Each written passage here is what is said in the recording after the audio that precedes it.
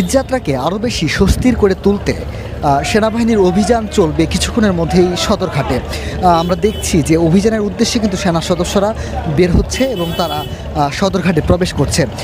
আমরা যতটুকু জানতে পেরেছি যে টিকিট কালোবাজারি রুখতে এবং নৌপথে যারা ঈদযাত্রী রয়েছে তাদের যাত্রাকে স্বস্তি দিতে এবং কোনো ধরনের অপ্রীতিকর পরিস্থিতি সৃষ্টি যাতে না হয় সেই বিষয়গুলো নজরদারির জন্য সেনাবাহিনী নৌ পুলিশের যৌথ অভিযান এবং তল্লাশি চলবে, এমনটি কিন্তু আমরা জানতে পেরেছি।